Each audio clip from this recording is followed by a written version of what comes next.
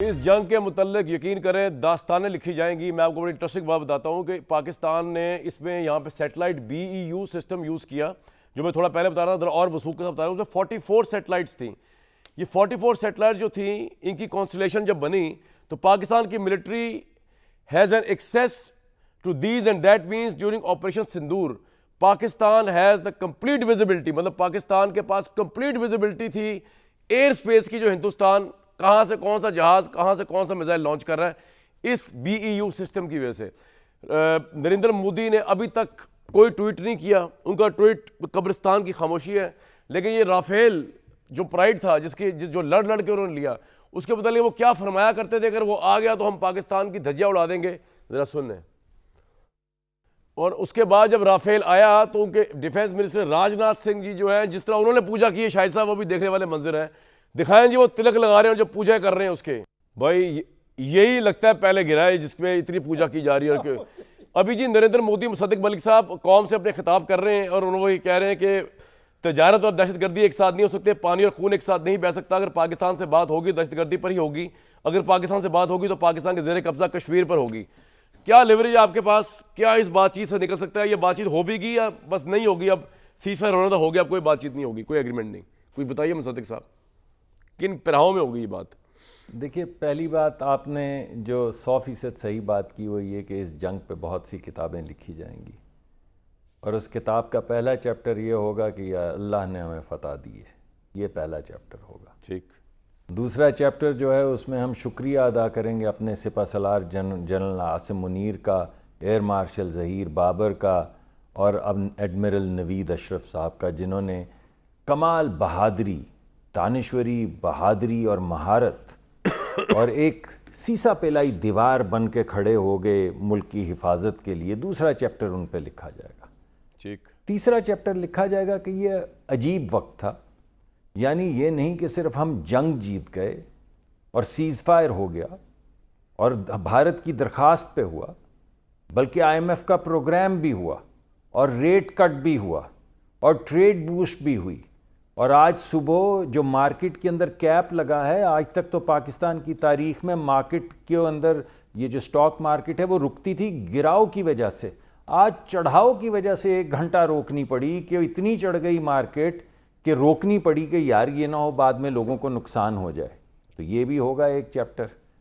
مگر آخر میں جو چیپٹر ہوگا نا بھائی, وہ ہوگا کہ فخر کیا قوم نے, غرور نہیں.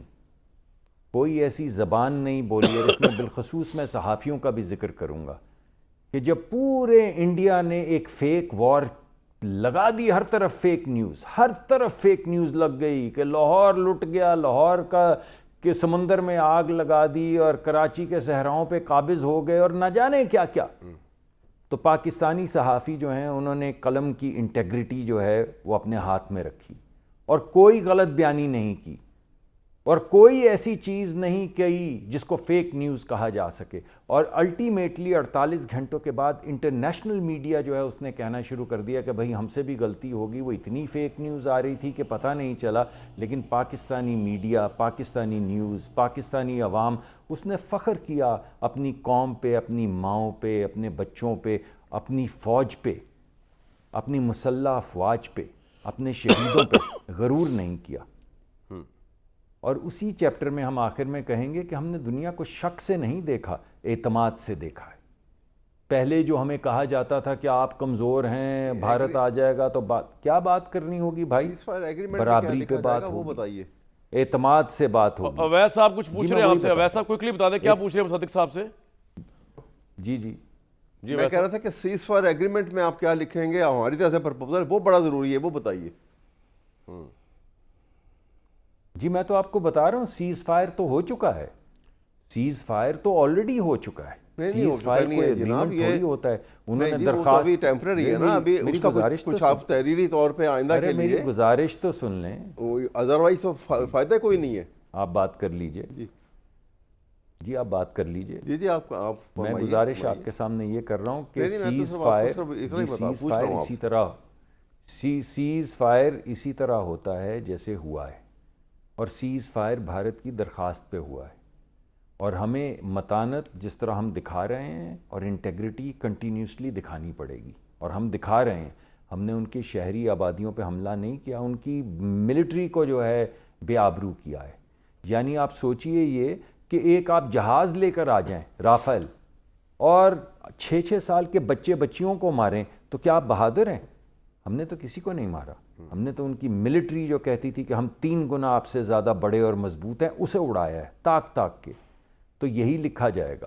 ہمارا جو آگے بڑھنے کا منصوبہ ہے اس میں ایک بات تو کامران شاہد صاحب نے کر دی کہ جناب کوئی ایک ٹرانسپیرنٹ طریقہ کار ہوگا جس میں کبھی شک کی بنیاد پہ کوئی ملک ایک دوسرے پہ حملہ نہ کر سکے۔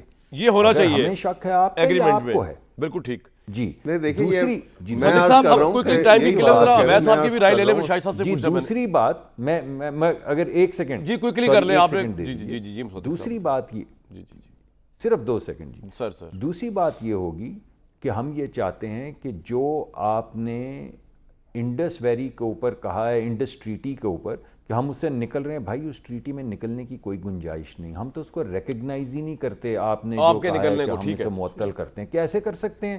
گنجائش نہیں، اس پہ بات کی جائے گی۔ اور تیسرا آپ نے جو نیلم جیلم پہ جو آپ نے حملہ کیا ہے، آپ نے ہمیں حق دے دیا ہے کہ آپ پہ بھی حملہ کریں۔ سر آپ کا پوائنٹ آ گیا، بڑی آپ نے لمبی بڑی اچھی بات کی صدیق صاحب، بڑی اچھی گفتگو کی۔